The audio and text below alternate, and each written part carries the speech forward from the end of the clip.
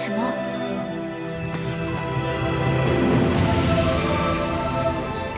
我以为你要投火。我不过是因为天气太热了，所以……姐姐，我再也不能让你……你不是在房中批公文吗？怎么突然来这儿了？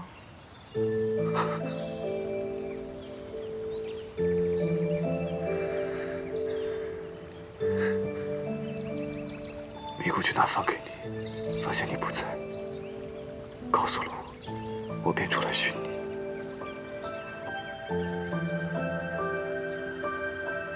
我们回去吧。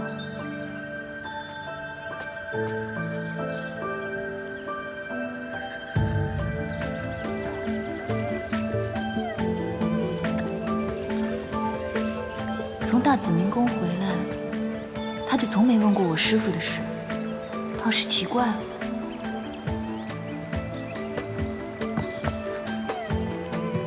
小五，你是不是喝酒了？脸怎么这么红啊？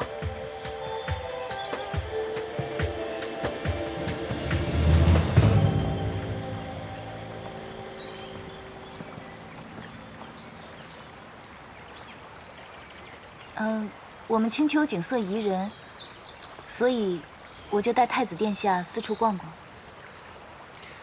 斜阳微风，满池荷花飘香，正适宜幽会。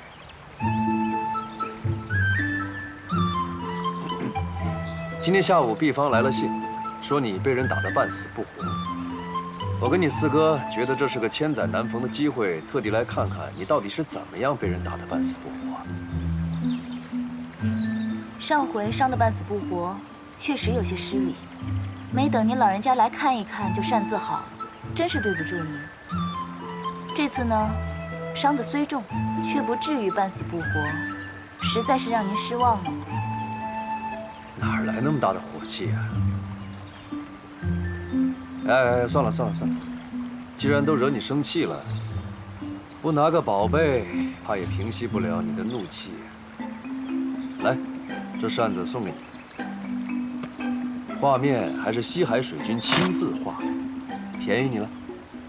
老凤凰还知道投其所好，送礼物赔罪，果然聪明。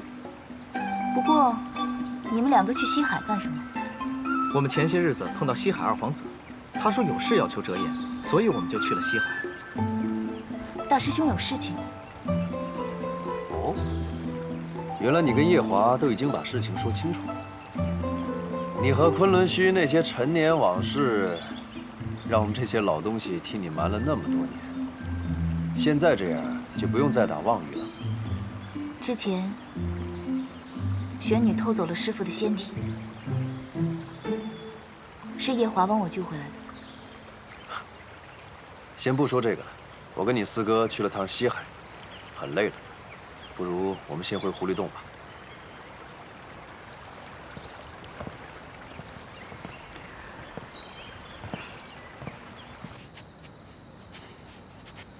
想不到你也能在言语间被斗得生气，折颜上神很有本事。他年纪大我许多，同他生气也没什么。若是小辈的神仙们在言坛上得罪我，我也不会同他们计较的。我倒是希望你能时时与我计较。我同你有什么好计较的？姑姑，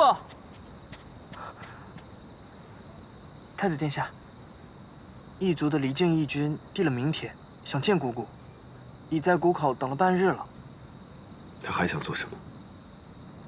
来得早不如来得巧，啊，今天运气真不错，刚好赶上一场热闹。将他给我撵出洞外。啊，姑姑，他就在谷口等着，尚未进洞。随他去吧。什么恩怨都要解决的，你这样拖着只会徒加烦恼。择日不如撞日，不如我们今夜就和他了结了吧。我跟他有什么好了结的？早就了结完了。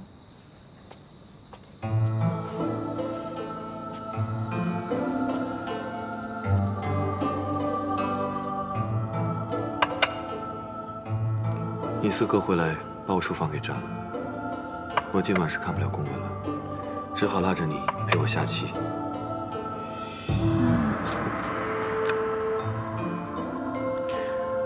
我让米谷给你收拾收拾衣裳，明日就陪我回天宫吧。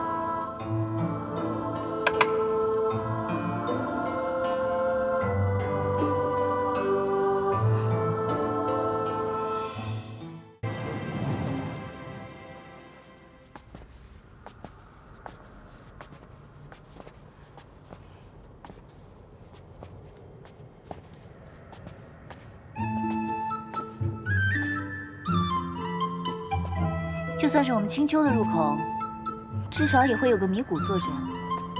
你这36天大罗天界的，连个看门的人都没有，也太不气派了。今日太上老君开坛讲道，估计他们都去赴法会了。原来是有法会啊！浅浅，听说你在凡间帮元真渡劫时，你常同元真论道。 如今想必是道根深知了。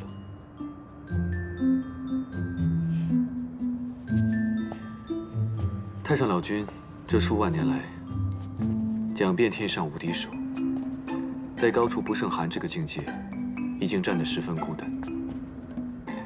此番你上天，正好可以与他辩上一辩。好说，好说。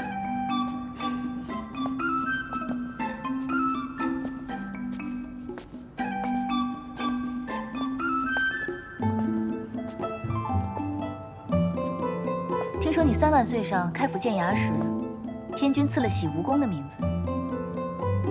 不错。只是你这里如此昏暗，倒像那东海百日宴的水晶宫那般。因为你见不得强光。因为我。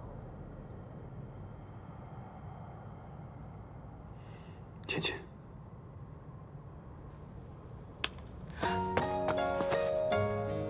我带你进去。哎，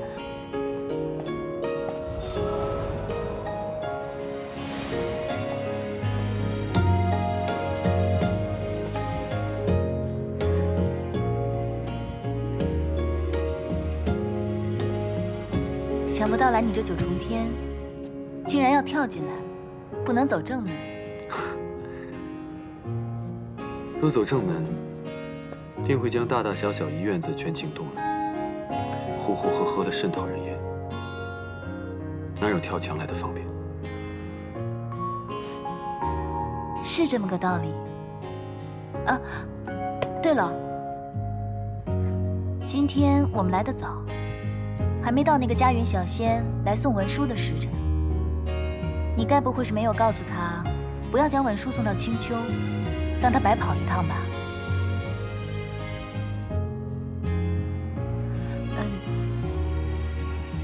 你刚刚说的有道理，还好没从正门进来，惊动那些小仙，不然会很麻烦。话说回来，昨天我们回来的晚，积了多日的文书，你阅得怎么样了？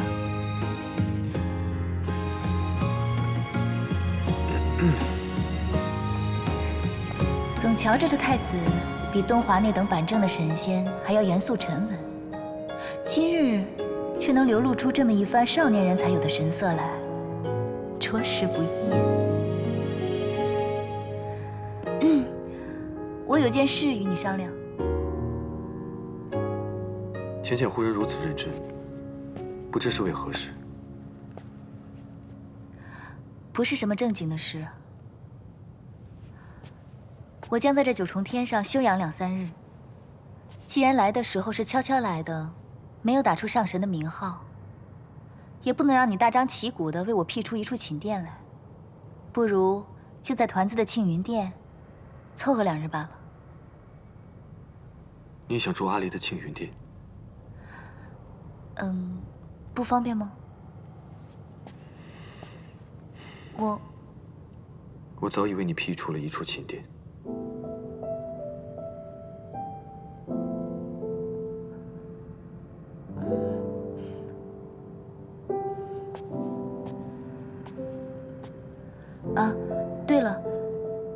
师傅的事，外人不会知晓的。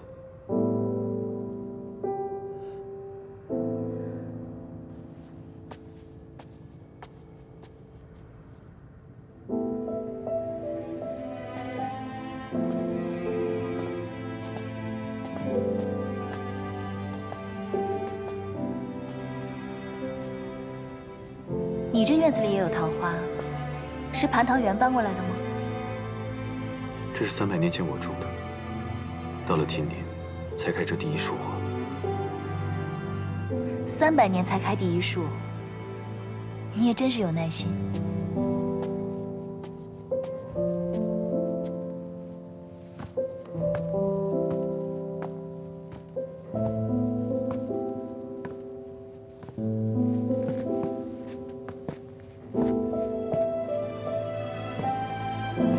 一览芳华，真是个好名字，跟你这洗蜈蚣倒是很配。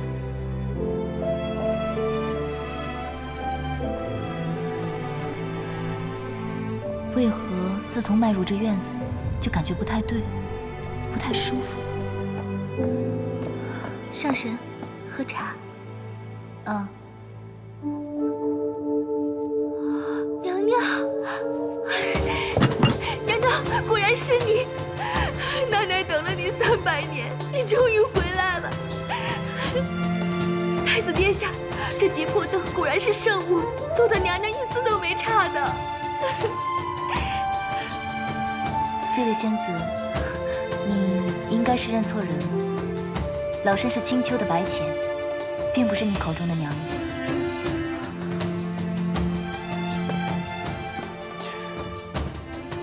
奶奶，这位是青丘的白浅上神，他会在院中暂住几日，便由你来服侍了。起来吧。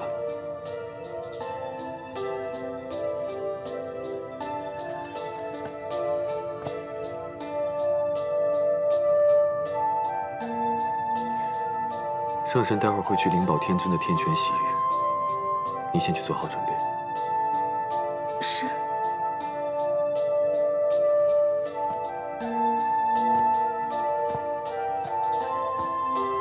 你先去休息一下，我去把阿离抱过来。好。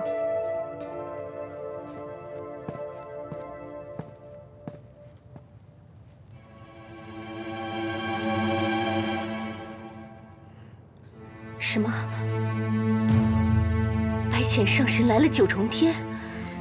是啊，娘娘，刚才进了南天门，如今已经入了一览芳华了。你说什么？一览芳华？那个地方，君上不是从不让人靠近的吗？是啊，娘娘。奴婢也觉得很奇怪。按理说，这君上300年来，一直都护着那个凡人住的地方，如今怎么突然就准许别的女人来住？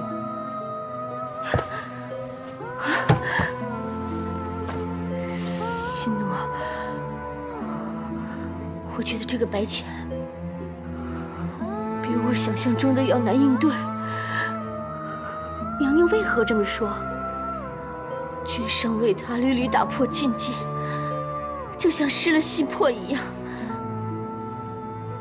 我之前还安慰自己，说没关系，起码君上心底最爱的是一个死人。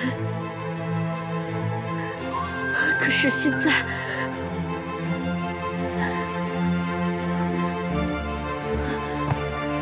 心奴，你会帮我的，对不对？无论何时，你都会帮我赢回夜华的心，对不对？娘娘放心，奴婢一辈子都是娘娘的左右手，一定会帮娘娘。娘娘，你先不要怕，他才刚来九重天，还不熟悉这儿。毕竟我们已经住在天宫里几万年了。对，我不能慌，我是这西蜈蚣明媒正娶的侧妃，我不该慌，我该静观其变，再看看怎么击退他。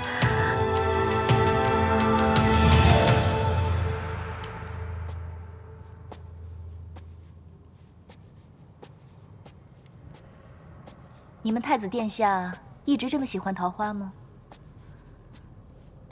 我家娘娘很喜欢桃花。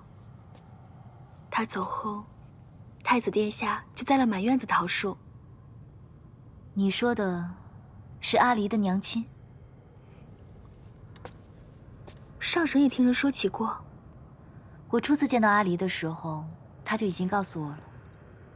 我家娘娘她生下小殿下后就离开了，小殿下从小就是奴婢带大的。娘亲，你来啦。奶奶，你怎么了？没事，奴婢手滑，请上神恕罪。如今团子的亲娘已香消玉损，再享不了离儿绕膝之乐，却让我这个做后娘的白白捡了个便宜，必是看得这小仙娥心中不忍了。好一个忠肝义胆的小仙娥！娘亲抱抱。娘亲呢身子不大好，让你夫君抱吧。阿离知道了，娘亲又有了小宝宝，对不对？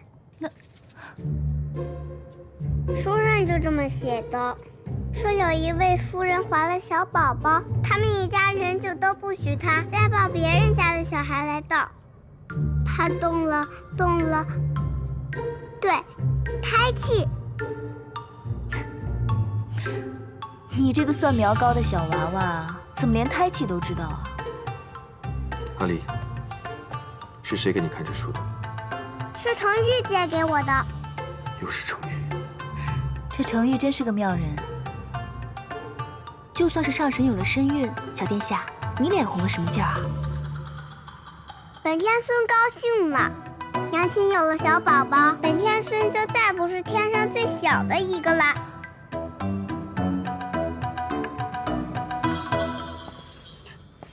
倩倩，不如大婚后立刻生一个。这小宝宝如果由你来生的话，我倒是很乐意出那一份力。既然阿离也来了，不如我们一起去上清境吧。走。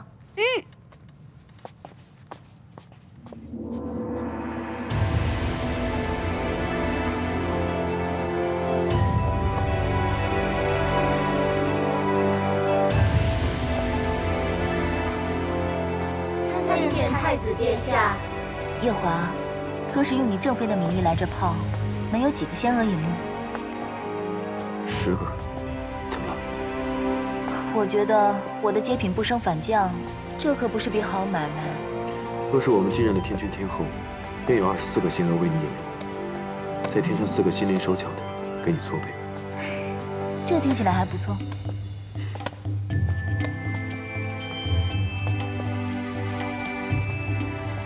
参见太子殿下。此处竟有酒喝。这些酒是果酒，如果阿离要喝，你可以喂他喝一点，但万不能让他喝多了。时令的蔬果们也都可以给他吃一点，但每样只能吃半个。你这既当爹又当娘的，真是不容易。这么多年，习惯了。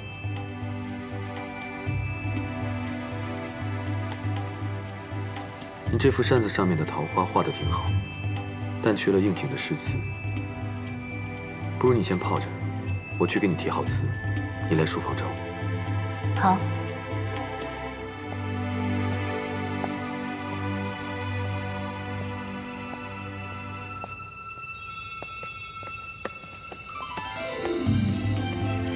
娘亲，夫君怎么走了？不同我们一起泡吗？天将降大任于你夫君，你夫君去接大任了。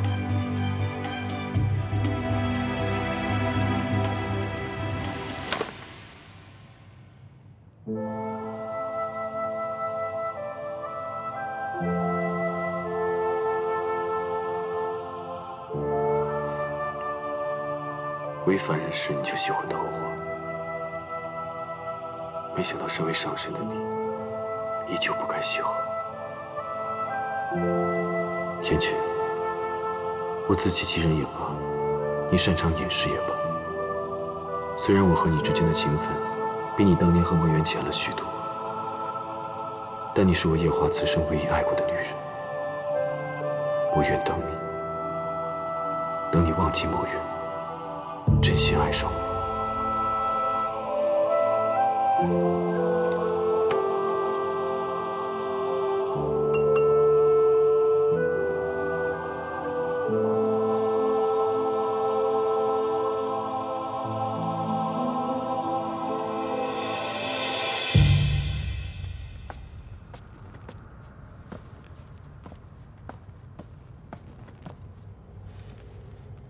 姐姐找我，今日君上终于回了紫宸殿。你若不把握机会，就不能怪我不帮你了。姐姐的意思，妙卿不大明白。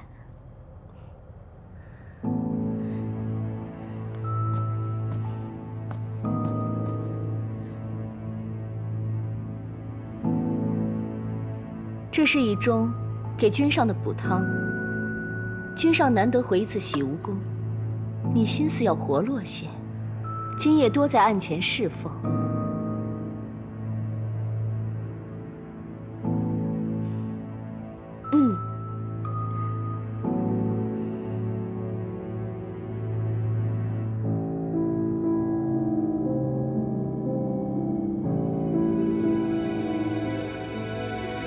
如若君上动怒，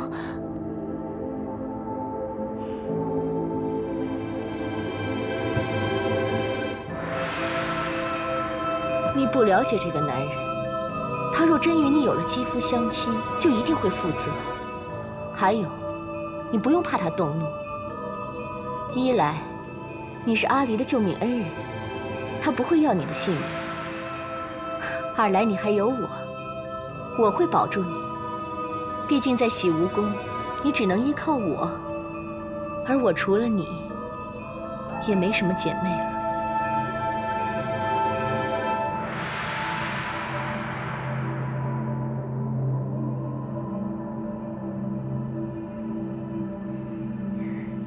谢谢姐姐。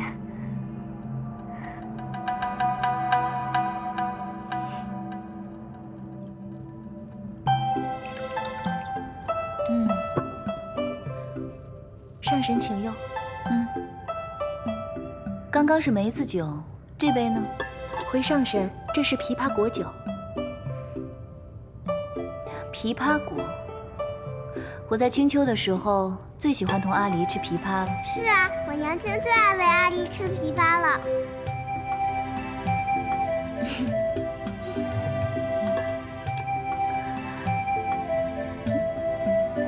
醉了啊？身上这么滚烫，看来不是装的，这也太不胜酒力了吧？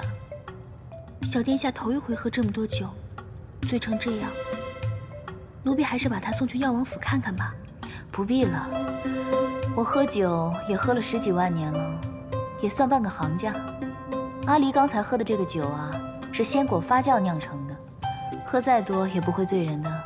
可，奴婢还是怕会有什么闪失。他是男孩子，不必这么娇生惯养。你听我的，将他抱回去睡一会儿，过3个时辰，他指定就醒过来了。是。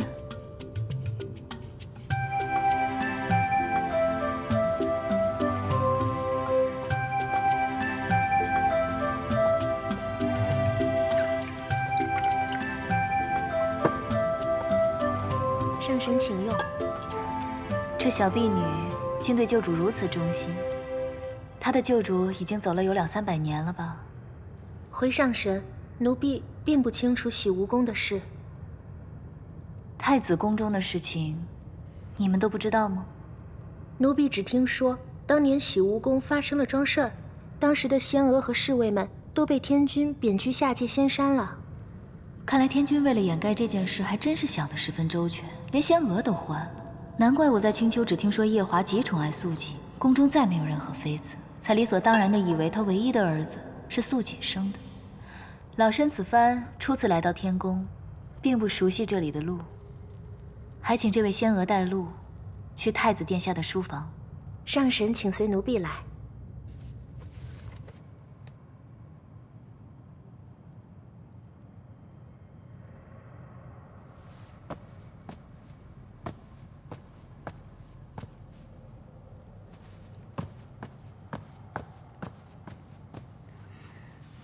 君上，什么事？奴婢等君上很久，好不容易等到君上回来，不知君上能否听奴婢说几句话？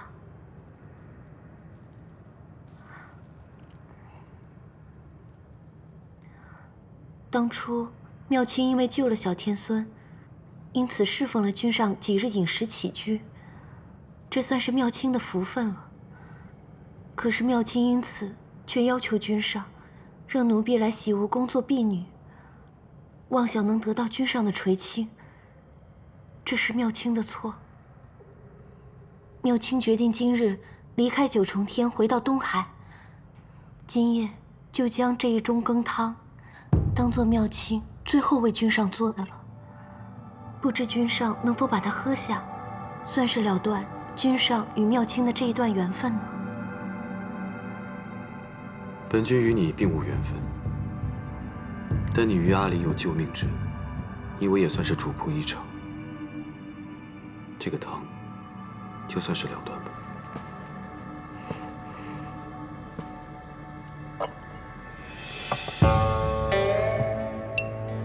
不必了。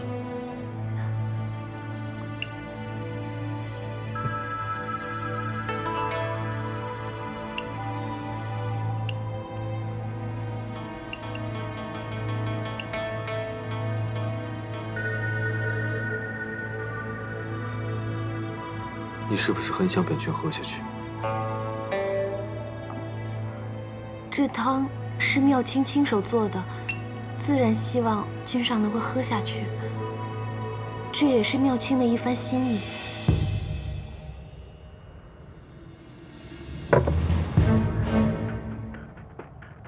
君上为何？本君想先问你几个问题。不知君上要问什么问题？前些日子，你回了趟东海。妙清因为很想念兄长，所以回去探望。你可知道，你去探望兄长那日，东华帝君正在凡间渡劫。不知道。那日东华帝君在凡间被人推了下去，同时白浅上神也被人推了下去。他当时周身法力被本君所封，险些淹死。是吗？好险。是好险。你可知道白浅上神在这四海八荒是什么样的身份地位吗？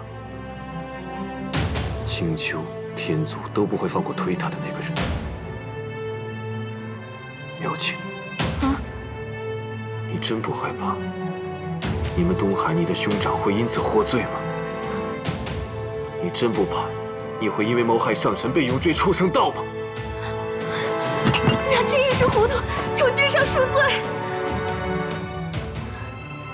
若不是你对阿离有救命之恩，你真以为你能活到今日吗？是妙清糊涂，求君上恕罪，君上恕罪啊！再来，你告诉我，这汤里面放的什么？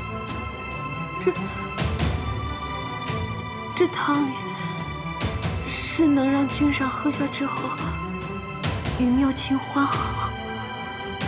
这么厉害，谁给你的？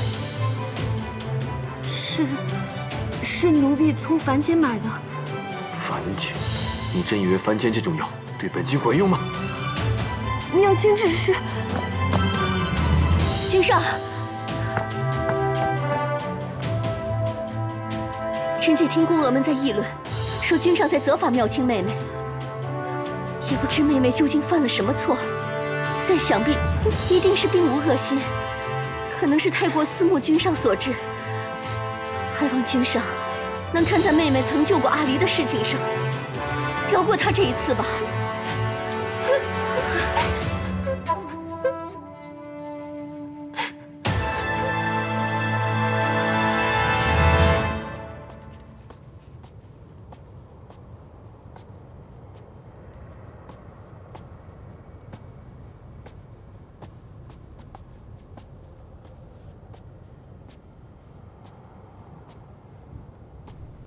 此处竟无人守着吗？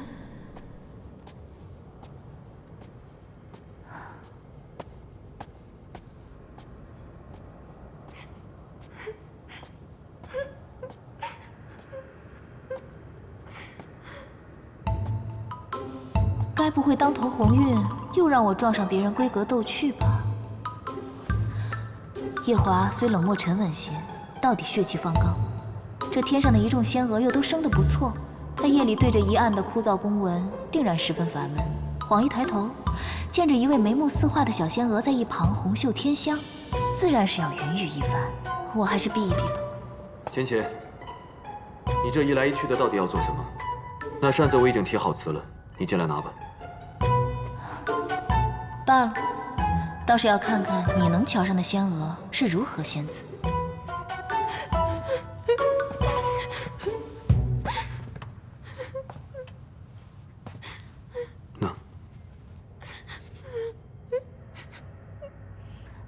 这是唱的哪一出啊？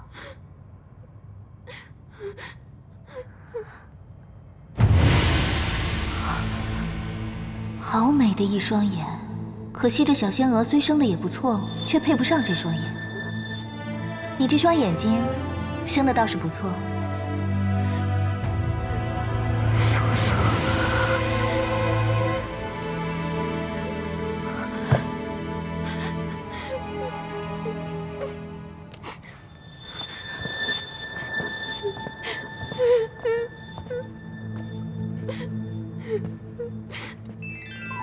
瑶琴公主，本君这洗梧宫实在腾不出任何位置来容你了。明日一早，你便回东海。只要你不再做什么出格的事，本君对过去既往不咎，也算是还上阿离的救命恩情。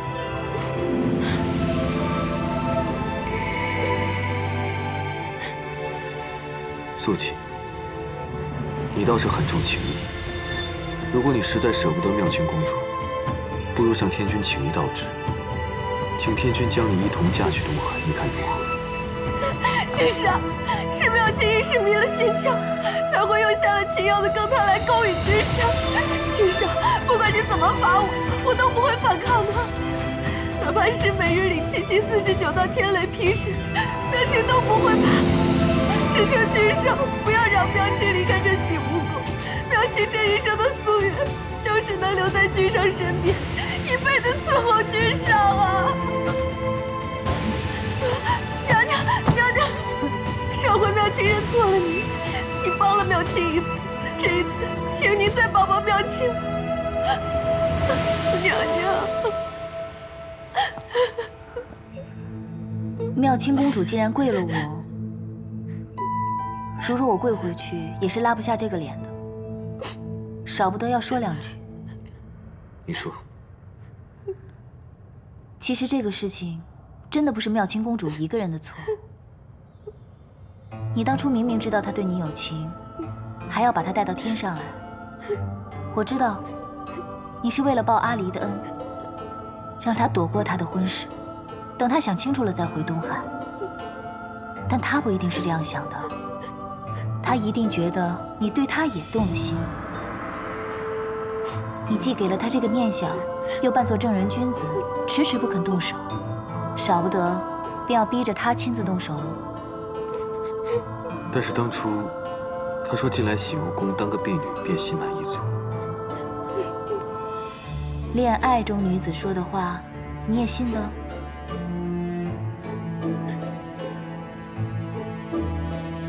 听老身一句话，还是尽快回东海吧。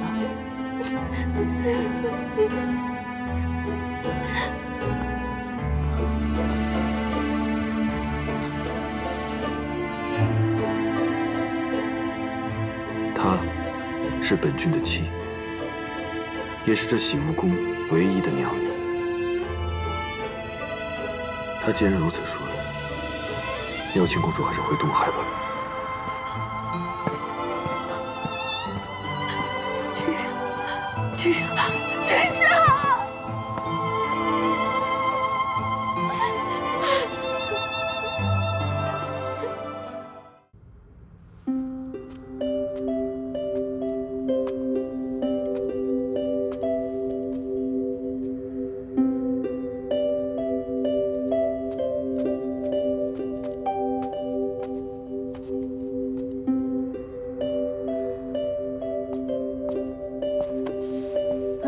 洗梧宫这么大，你能找得到一兰芳花吗？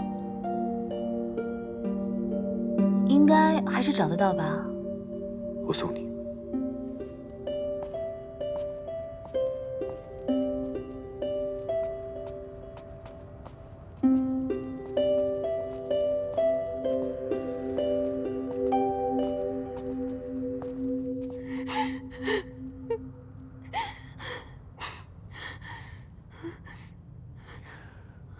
娘娘，娘娘，求娘娘求求君上，都是娘娘让妙清这么做的呀！娘娘，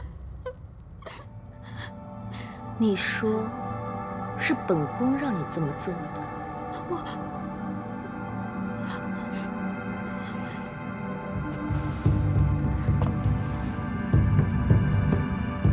妙清，本宫怜惜你对君上一片痴心，你竟要借此陷我于不义。娘娘，妙清不是这个意思。本宫真是错看了你。娘娘，刚刚妙清口不择言，求娘娘恕罪。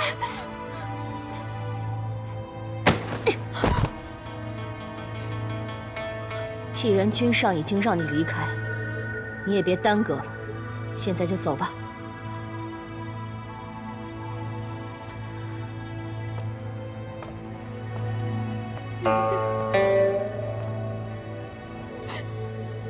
娘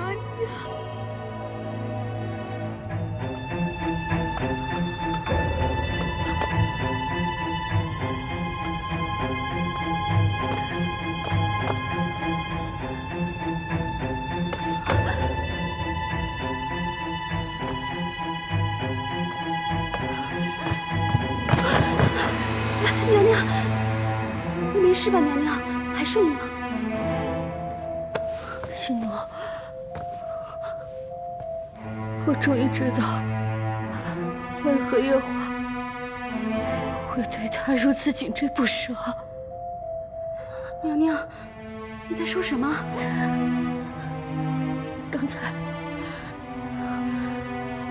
我刚才看到了青丘白浅。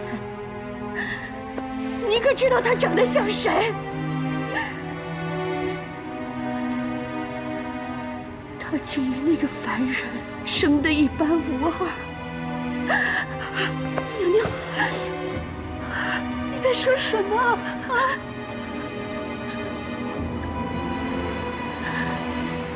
素素，就是素素，他竟和那个素素生得像极了。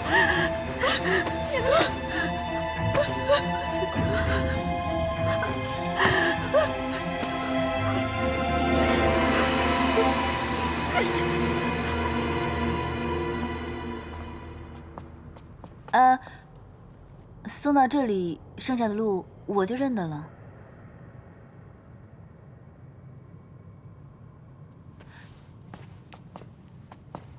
哎，接下来的路我真的认得了。我送你到这里面，不是真的为你带路，我是想问你，你为什么让那个公主回东海？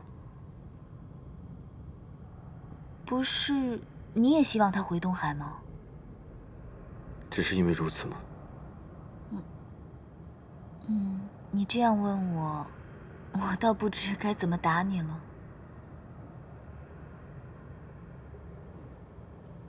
果然如此。果然什么？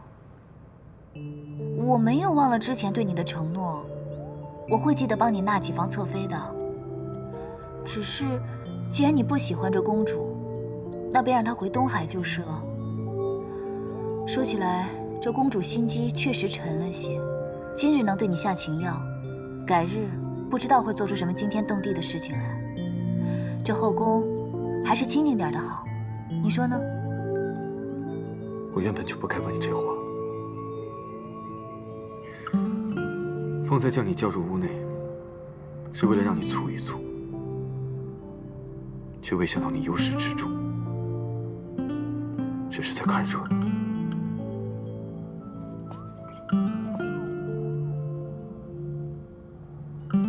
我在你的心中，竟没有丝毫的分量。白浅，你的心中是不是只装得下那一个人？你要等他等到何时？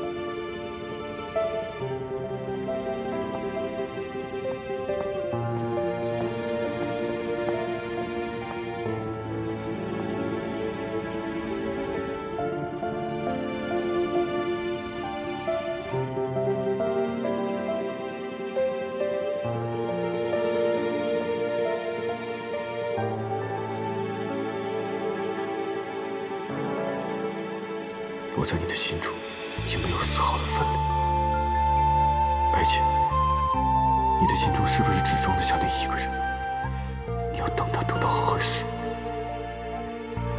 明明之前困意汹涌，如今躺在这软乎乎的云被里头，倒睡不着。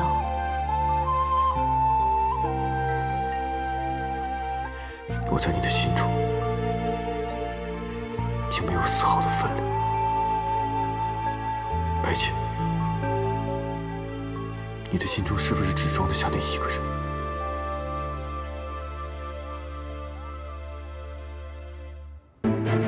上神，上神，上神，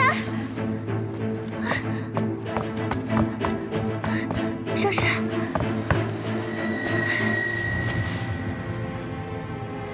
上神昨日说小殿下3更便会醒来，如今已过了3更，小殿下却仍没有醒来的征兆，反倒是小脸越来越红。奴婢急得很，也没有别的法子，才来惊动上神的。耿贤的小娃娃喝了果酒，确实睡到3更便能醒过来。看来我是高估了阿离了。照他这势头，大概要睡到明天早上了。不过你看他这小脸红扑扑的，说明酒意正发出来了，你不必担心。你该不会自打昨日抱了团子，到现在眼睛都没合一下吧？放心吧，我等下渡他些仙气，保证明天起来又是一个活蹦乱跳的团子。不过这小娃娃喝了酒，第2日最好喝些煮得糊糊的粥。你先下去歇息吧，养足精神，明早端些粥来。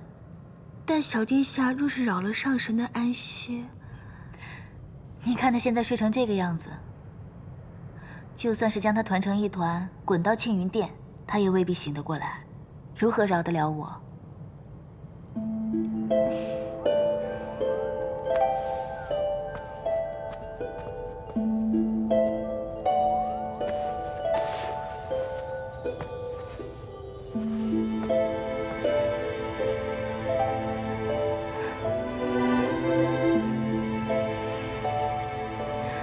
照顾小孩子真不是件容易事，这夜华也真是颇有耐心呢。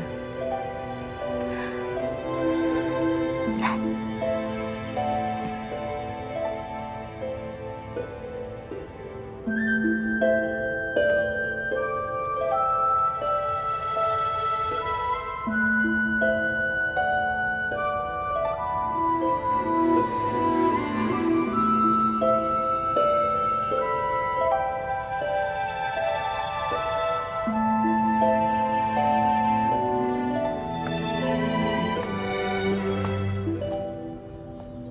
小殿下还未醒过来。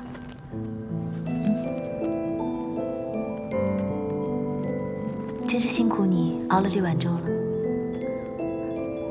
这粥放凉了也不好，上神还未用早膳吧？若是不嫌弃，且请尝尝奴婢的手艺。不必了吧？这粥奴婢熬了2个时辰，若是倒了就可惜了。况且上神稍后还要去上清静的天泉，空着复去也不好。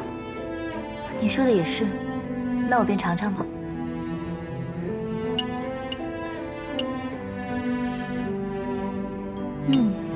果真是好手艺。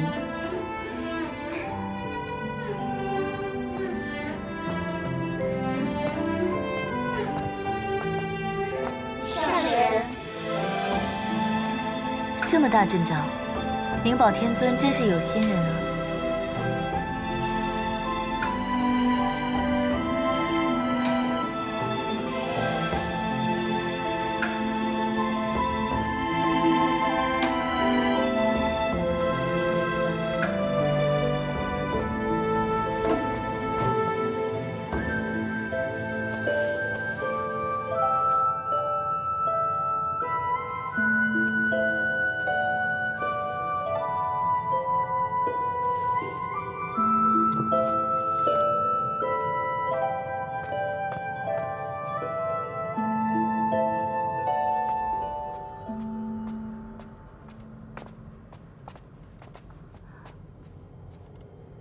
娘娘，本宫晨间散步，受一股纯然的仙气指引，不经意就走到了这儿。怎么，这一览风华里来了什么贵客吗？回娘娘，是白浅上神。是青丘的那位姑姑。你怎的也不去我宫里通禀一声？回娘娘，君上吩咐，任何人不得打扰姑姑。不用怕，本宫明白你是个老实人，只是你不懂，本宫是这洗梧宫唯一的侧妃，而姑姑她又是未来的太子妃，这于情于理，本宫都应该去拜见才是。娘娘，君上吩咐过，任何人不得靠近一览芳华。只是今日青丘的这位姑姑来了。作为晚辈，我不去行礼问安，这岂不是会坏了我们天宫的礼数？况且我也许久没有见过小殿下了，恰好去看看。可上神已经去上清静了，小殿下也还歇着，娘娘就别进去了。上清静？灵宝天尊的上清静，不是已经关闭许久，竟重新开了吗？君上说上神在异界大战一场，受了伤。这才去天泉疗伤，是吗？那本宫更要替君上好好招待这位上神了。那晚些时候本宫再来。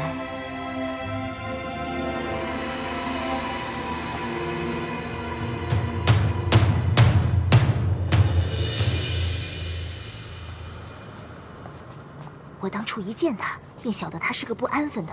那东海上来的妙卿，昨夜果然出事了。也不知道他到底犯了什么事。听说昨天夜里，我们娘娘还去为那妙卿求了情，在君上的书房里跪了半夜。娘娘还真是万中无一的娘娘，人长得美，性子也和顺，却不知君上为什么从来也瞧不上她。我分到娘娘殿中这么长时间，却还没见君上来过一回呢。唉，娘娘不容易。真是不容易呀！是啊，娘娘这样善良慈悲，将来怕是要吃青丘那位上神许多苦头。听他们说完，你可听说青丘那位上神，像是已有14万岁了？竟有14万岁了？那不是成老太婆了吗？哼，老不知羞的，定是用法术迷惑了君上。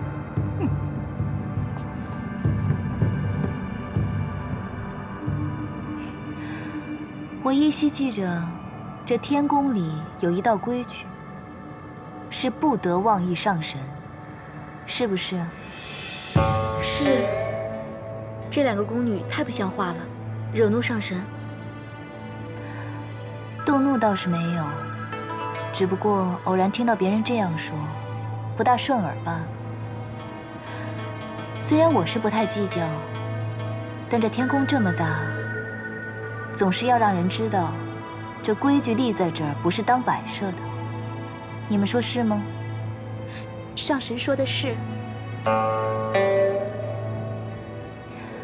而且这后宫呢，最忌讳热闹。我看这2个小仙娥也是性子太活泼了些，恐怕不适合这份差事。不如你们挑拣挑拣，帮他们另谋份差事吧。是。今日阿离也不在，我自己在这天泉也是无趣。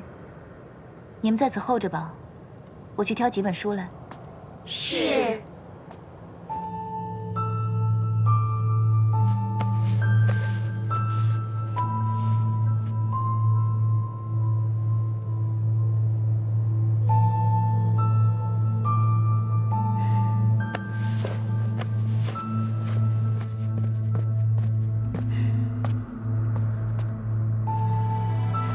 你是不是给阿离喝酒了？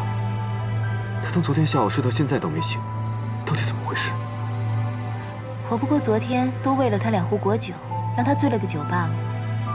他睡到现在都没醒，你怎么不通报我一声？为什么不找药王来给他看一下？阿离还是个小孩子，你干嘛这么紧张啊？我小的时候去偷喝折颜的酒，醉了4、5天都没醒，我爹娘也没怎么样啊。再说了，阿离不是个男孩子吗？你这么娇生惯养他，免不了长大了他要娘娘腔的。阿离不是你带大的，所以你就一直将他当成继子看待。如果他是你亲生的，你还说得出这种话吗？没错，老身自然生不出来这么一个活泼讨喜的孩子来。只可惜生了阿离的那位烈女子，已经跳下了诛仙台。老身师承昆仑虚，修的是逍遥道，自然没修得一副菩萨心肠，带不好你的阿离。我记得夜华君的那位侧妃，心地倒是善良得很，肯定能将阿离照顾得很好，免得在我这里吃亏了去。你不用说这种话来气我，你知道我不是这个意思。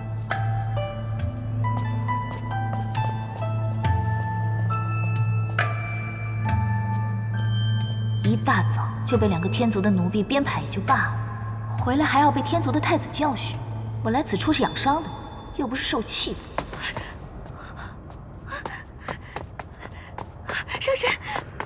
上神可见到，方才是谁从这院子里出去了？怎么了？慢慢说。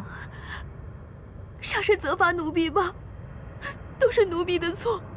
上神对小殿下这般好，就算是奴婢的主子再生，也会感念上神的。此番若因了奴婢，让小殿下栽在素锦娘娘手里，那奴婢就……你刚刚说团子栽到素锦手里，是什么意思？是奴婢着急了。方才上神前脚刚刚走，素锦娘娘就来了，说是受了仙气指引，来一览芳华，看看贵客，顺便看看小殿下。那素锦来见我？是。可君上早在300年前就说过，素锦娘娘是不得靠近一览芳华的。素锦娘娘这些年也一直遵守着规矩，可今日不知怎么的突然就来了，奴婢死活拦着才将她拦住。没想到我刚去后院打水，回来就发现小殿下不见了。你先别担心了，抱走团子的是夜华，跟那素锦没什么干系。上神说的可是真的？我骗你做什么？若真是那素锦把团子抱走了，我早就去抢回来了，还留在这安慰你吗？那便好，那便好。不过话说回来，看你如此提防素锦，这素锦可是与团子他亲娘跳下诛仙台这件事情有什么干系吗？天君明令了，任何人不得提起此事。当年知道这件事的仙娥，都被派去各仙山，不在天宫了。好了，你不必说了，我也懂了。他们现在在哪儿？你便带我去看看吧。若团子无碍，我便将她抱回来。是。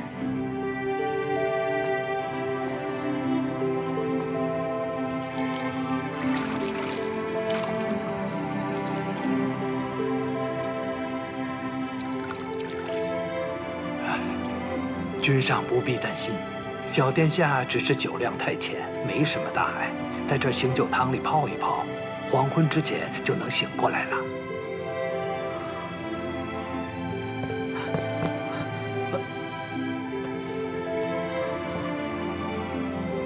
阿离怎么了？回三殿下，小殿下就是酒量太浅，多喝了2口。啊？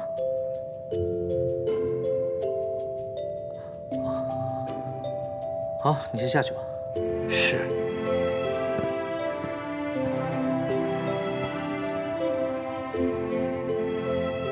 哎，方才有人跟我说，你火急火燎抱着阿离从一览芳华冲出来，我还以为小阿离出什么事儿了呢，让你如此忧心。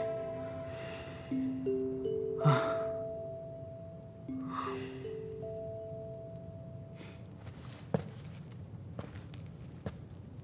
我以为你把白浅带到天上来，也算好事将近，会心情愉悦呢。可看你这脸色，也没好到哪儿去啊。是因为要做新郎官焦虑了？总想让你忘了300年前的事情。如今，你心里有了这位上神，本宫反倒忐忑不安了。夜华，你告诉娘，你是心里真有这位青丘白浅，还是把他当做那个凡人了？母妃多虑了。夜华的妻子，便是天君赐婚的白浅，儿臣从未把她当作别人。那就好，那就好。你作为侧妃，于情于理都应该拜见一下这位上神。臣妾今日便去了。不巧，姑姑她去了上清境天泉，明日一早，臣妾便再去一趟。好。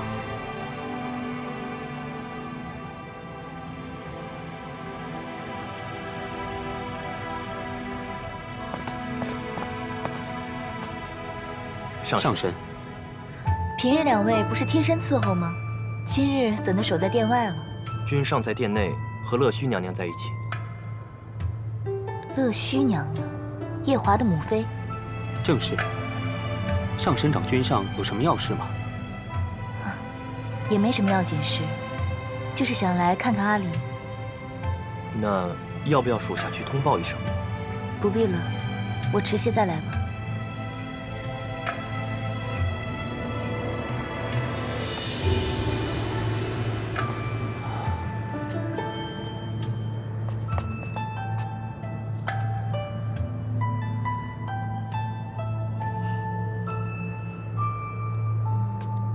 母妃您真是，总是取笑臣妾。你都嫁入洗梧宫300年了，肚子还没什么动静，我不该问问吗？娘娘，这事又不是臣妾说了算。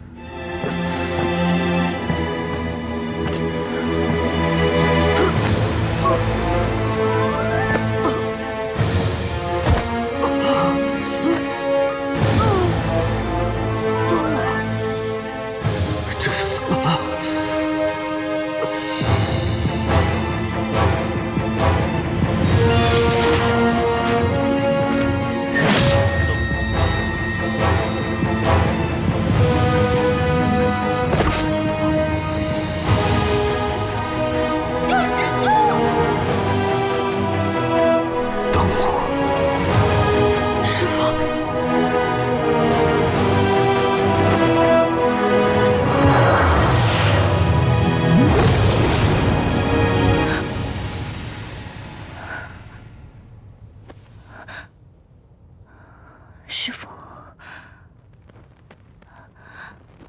好久没有梦到弱水河一战了，我这是怎么了？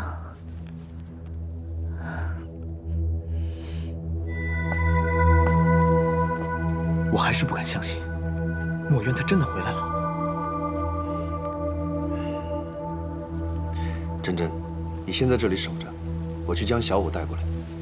你要去告诉小舞？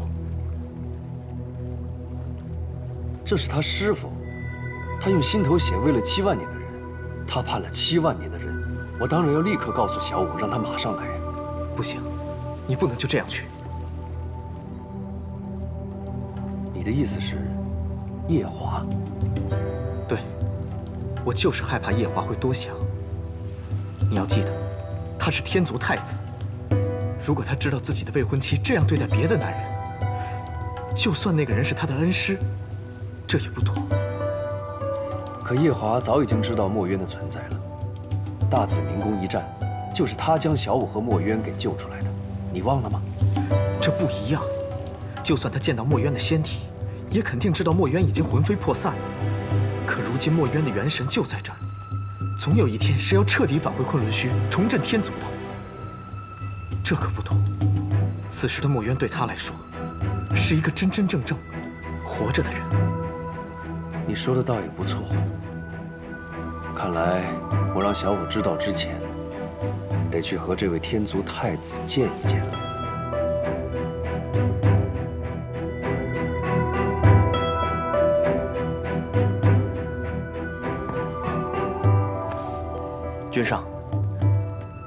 君上为何今天脸色如此难看？无妨，何事？哦，折颜上神来了。折颜。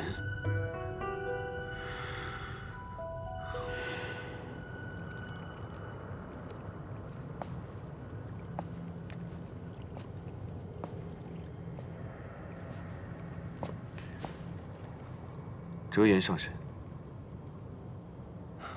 太子殿下，不知上神前来所为何事？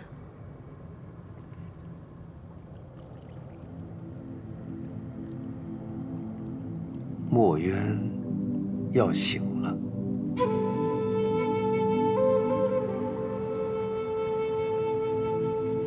是吗？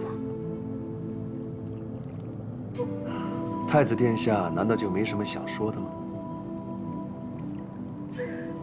没有。只是不知道什么时候能够醒。他如今借了西海大皇子的身体，正在慢慢的恢复元神。照眼下估计来看，大概还要7、8千年左右才能真正的回归到仙身。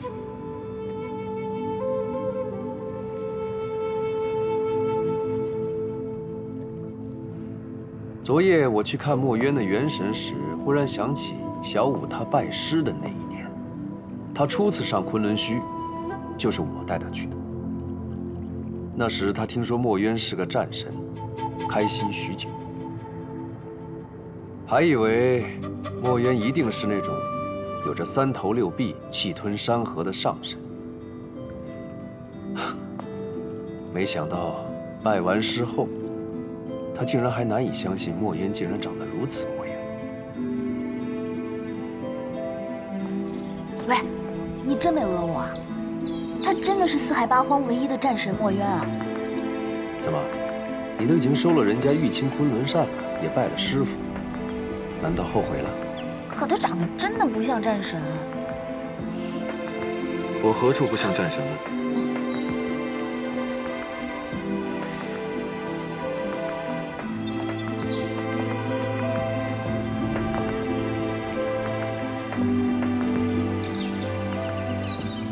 师傅，你生得如此秀气，像极了戏折子上那种与凡间小姐在后花园私会的小白脸，如何提得起轩辕剑呢？你是回视我像小白脸？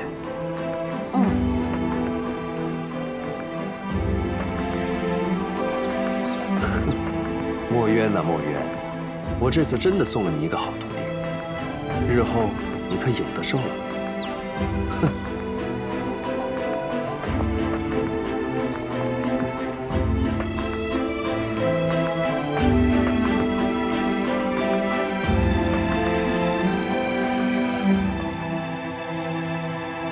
只是一时感怀，太子殿下不要太介意。无妨。夜华，你可曾怀疑过自己就是墨渊吗？没有。但我真的认错过，甚至于到昨晚上，都还在恍惚呢。我要去找小五了。上神，请留步。可有什么法子，能让墨渊上神早日醒来吗？太子殿下竟如此想让墨渊早醒吗？这是先前这7万年来的夙愿。墨渊上神早醒一日，先前便能稍等一天。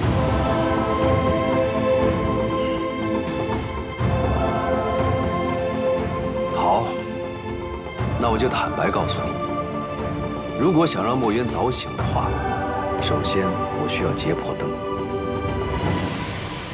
劫破灯。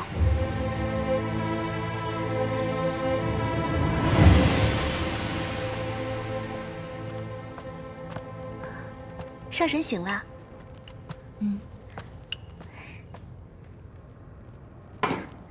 你先洗把脸，我这就去为你准备早膳。不必了，我想去趟紫宸殿，陪团子一起用早膳，他应该会欢喜的吧？是呀，小殿下可喜欢上神了，一定会高兴的。我这就带上神去。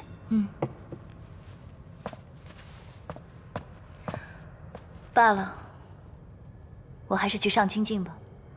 上神怎的不去陪小殿下了？毕竟不是自己亲生的，稍有怠慢又要被人批评，还是避避嫌吧。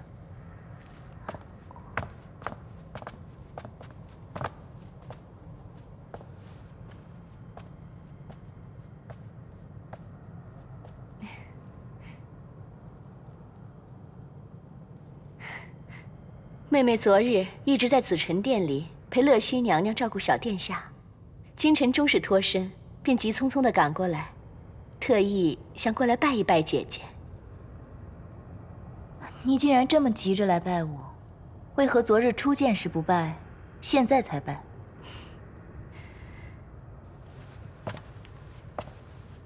这天宫与别处有些个不同，若是一场慎重的参拜，必得收拾出合宜的礼度，方能显示出参拜者的虔诚。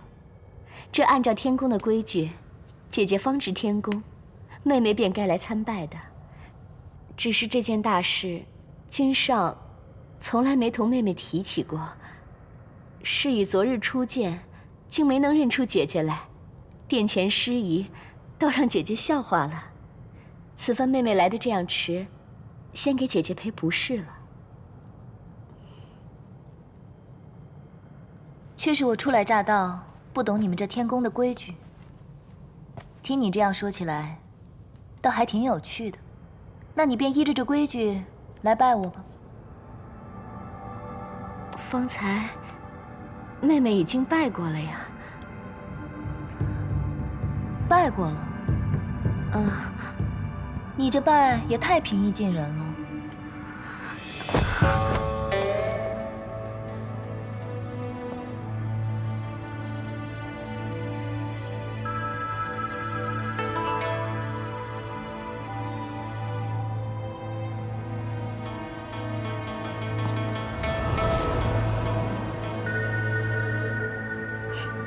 你这又是做什么？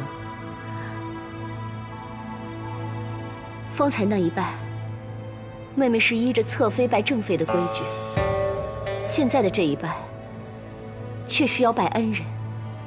姐姐这几个月来对阿离的照拂，妹妹实在是感激不尽。阿离打小便失了母妃，因着姐姐的容貌，错将姐姐当成自己的娘亲。如此失礼，还望姐姐你能多担待些。担待倒不必，我很喜欢他。君上对阿离的母妃用情很深。当年阿离的母妃跳诛仙台，君上便跟着一同跳了下去。被折颜上神救回时，在紫宸殿一躺就是60多年。姐姐，你看，这一揽芳华丽满院的桃花，就是君上为了纪念阿离的母妃所种下的。君上这200多年来，没有一时是愉悦的。姐姐，你既然同阿离的母妃长得像，妹妹觉得这实在是个缘分。方才的这一拜，也是盼着姐姐你能够早日同君上成婚，以慰藉君上那颗已经死了一半的心。这侧妃倒真是机灵得很。这是要说我青丘白浅能得夜华如此倾心相待，只是因为和阿离娘亲长得很像。亏得我在凡界游荡时瞧了许多这样桥段的戏本子，方能入木3分地领会他这个话背后的意义。你既和我推心置腹地说了这么许多，我也应当同你讲几句心里话。姐姐请说。素锦，你心里所求的东西，并不是人人都想要的。做神仙，还是不要太聪明的好。姐姐说的话，妹妹听不太懂。听不懂是吧？听不懂的话，回去闭门思过几日，自然便懂了。是。先别急着起来，我还有几句话要提点你。我这个人呢，一向受四海八荒众仙朝拜，依的是我们青丘的礼。你若说要来正经的拜我一拜，需提前3日沐浴更衣，吃斋焚香，3日后方可向我行3跪9叩之礼。这礼是麻烦了些，但若是你那夫君夜华来拜我，我也是受得起。只是我一向不喜欢小仙们这样来拜我，我觉得太过繁琐，一手心意到了便可。所以你下次若是说来正经的拜我，还是行我们青丘的礼了，不必跟我提天宫的规矩了。都是妹妹疏忽了。再者，我阿娘之前并未给我添过什么妹妹，你年纪轻轻叫我一声姐姐，叫得我心里不太舒服。所以，你还是跟着规矩，叫我一声上神吧。上神，你退下吧。是。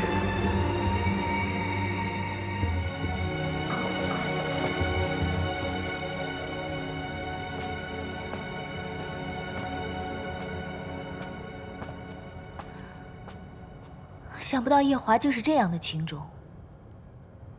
当初他应该是爱团子娘爱得深切，若我推断的没错，团子娘应该是被这素锦逼得跳了诛仙台吧。以夜华的性子，怎么没将这素锦给劈了？上神料得不错，是劈过一回。你说什么？那时君上方醒过来，身上不济且万念俱灰，没有一丝活气息，整日只一个人关在殿中，连小殿下也不理。可不过2个月，天君便令一顶轿子将素锦娘娘抬进洗污宫。那一日，君上将一把冷剑刺入她的胸膛，天君及时赶来，将她救了回去。后来，她由天君保着，成功入了洗污宫。君上一直把她当成养着我家主子眼珠的一个罐子罢了。眼珠？他那双眼珠，便是从奴婢命苦的主子身上偷来的。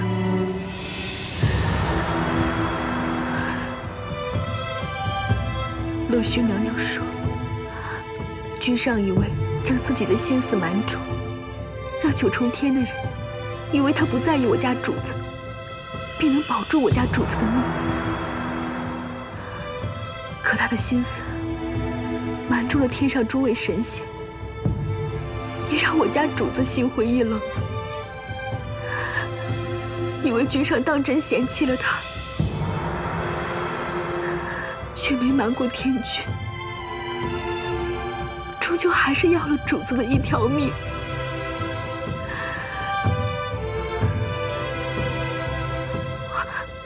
奴婢失言。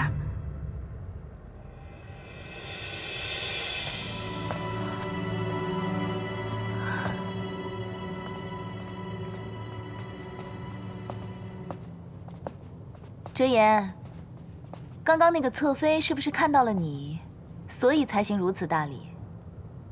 很多年没见你使小性子了，啊，今日我来听这墙角，却听得很有收获。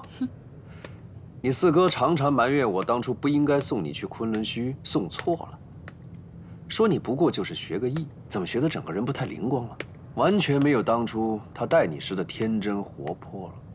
我已经14万岁了。要什么天真活泼？不过呢，夜华这侧妃确实不大合我意。我一向偏爱小仙机警灵敏，但机警灵敏过了头，在我面前自作聪明，我就不大喜欢了。你此番前来，不会只是为了听我的墙角吧？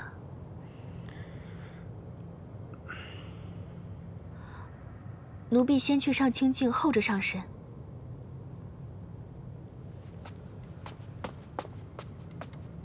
哲言，300年前你就是这副神情，告诉我，师父兴许要回来了。当初我就空欢喜一场，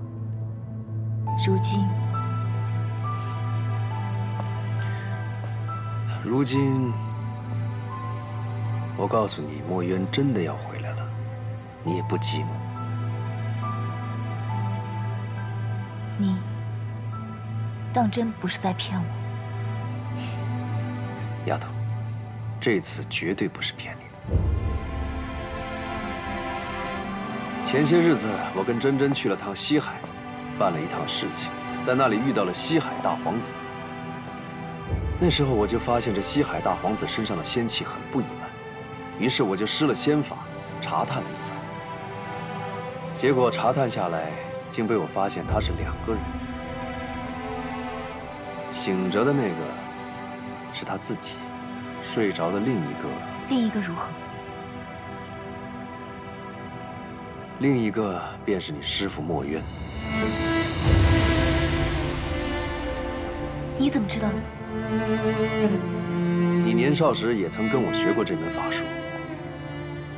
西海大皇子身上沉睡的另一个人，我随着他的源头追随过去，查出他是由一片一片破碎的灵力结合而成。试问这4海8荒，还有谁能够凭着虚无缥缈的灵力，将一个破碎不堪的人一片一片的重新结合起来？那也就是墨渊才有这个本事。再则，他是父神的嫡子，我是父神养大的。从小我们2个便在一起，他的仙气，我自然是熟悉得很。从前你曾经跟我提过，说墨渊灰飞烟灭之前，曾嘱咐你们10几个师兄弟等他。我一直以为那是他留给你们的一个念想，直到昨夜我见到他，才真正叫我佩服。墨渊这辈子从没让人失望过，这才是峥嵘男儿的本色。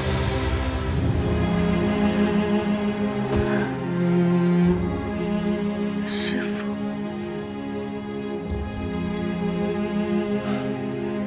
他花了7万年才到今日这个模样，如今还有一点散，需要借旁人的仙力继续调养。想必也是因为如此，墨渊才沉睡在西海大皇子的身体里，借以调养。只是不知，那西海大皇子可担得起师父？这西海大皇子的身体只不过普通尔尔，他一身的仙力，除了要供自己修养，还要来分散调养墨渊。日子久了，渐渐就把身体拖弱了。墨渊如果真的要醒来的话，恐怕还要7、8千年。只是，这师父为何要挑大皇子？墨渊选择西海大皇子，自然有他的道理。我还记得这西海大皇子年幼时曾经欠下莫渊一个恩情，此番就当是他报恩吧。何况这西海二皇子本来就是你大师兄，就当他哥哥替弟弟报了师恩。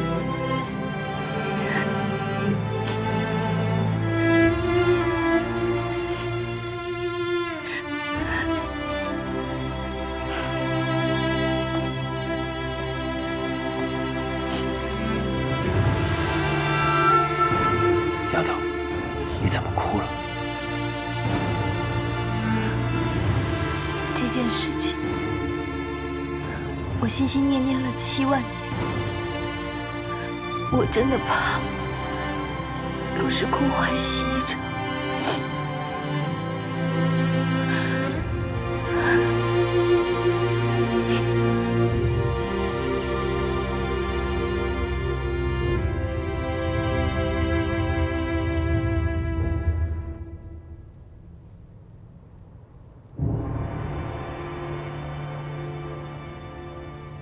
方才你恨不得捏朵云彩，立即奔向西海，怎么眼下又如此磨蹭呢？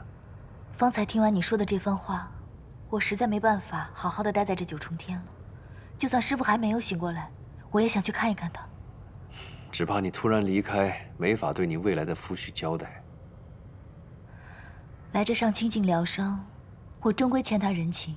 若是不告而别，显得我没度量；若是去告别一番，罢了。夜华君，多谢这几日的招待。芊芊，你真的要离开我了吗？上神留下这一封信就走了。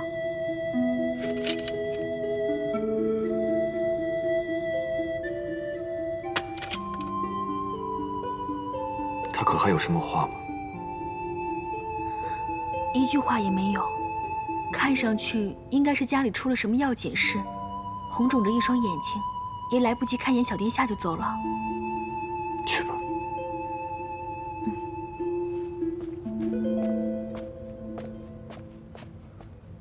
他不是刚来吗？怎么忽然又走了？有件事，他会请求去处理。哦，那你心情无碍吧？我在这里候了一盏茶的时间，等你帮我解决一件棘手的事。究竟什么事能让三叔说出棘手2字？就你那表妹，知月公主现在正在父君的大殿里折腾，哭着喊着要下凡去与帝君一道受戒，能管住她的，只有天族太子夜华君你了。